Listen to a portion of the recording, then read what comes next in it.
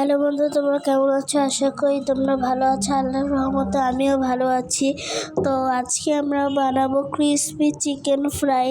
এজন্য আমরা এখানে মুরগির মাংস নিয়ে নিব এবং মরিচ দিয়ে দিব, আদা রসুন দিয়ে দিব, লবণ দিয়ে দিব এবং অনেক মশলা দিয়ে দিব। তো এটাকে এখন ভালো মতন আমরা মিশিয়ে নিব। দেখো আমাদের প্রায় মিশানো হয়ে গিয়েছে। দেখো এখানে আমাদের মিশানো হয়ে গিয়েছে। এখানে আমাদের মাটির চুলা, এখানে আমরা ক্রিসপি চিকেন ফ্রাই ভাজবো। তো এই মুরগির মাংসগুলো নামানো হচ্ছে বাটিতে। তো দেখো নামানো হয়ে গিয়েছে বাটিতে। আগের বাটিতে আমরা আটা দিয়ে দিয়েছি, তো মিক্সড হয়ে গিয়েছে এবং একটা আটাতে আমরা মরিচ ঢেলে দিছি, ঝাল হওয়ার জন্য মরিচ ঢেলে দিছি আমরা। তারপর এটাকে আমার আম্মু ভালো করে মিশিয়ে নিচ্ছে, পানি দিয়ে অনেক ভালো করে মিশিয়ে নিচ্ছে। তো এখানে মিশানো হয়ে গিয়েছে। লাড়কি চুলাতে ধরানোর জন্য আমরা এগুলো নিয়ে এসেছি।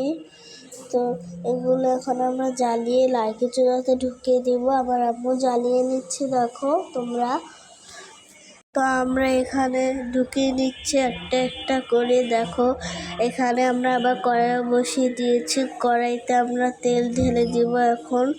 তো এখানে আমাদের আম্মু তেল ঢালতেছে। এখানে আবার আমি আর আমার বোন বসে বসে এগুলো দেখছিলাম। আমি এখানে আর আমার বোন। এই যে তোমরা কারা কারা আজকে রোজা রেখেছো অবশ্যই কমেন্টে জানাবা।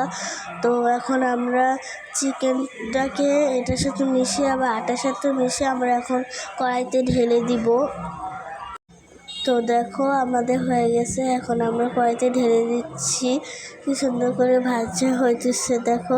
তো এখানে আমিও করতেছিলাম। আমি বলছি আম্মু আমাকে দেওয়া, তো আম্মু আমাকে দিল। এখানে আমি আবার আটাতে ঢেলে দিয়েছিলাম।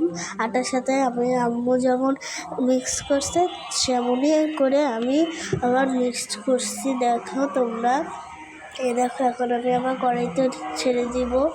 দেখো সাইডে আমি কড়াইতে ঢেলে দিলাম।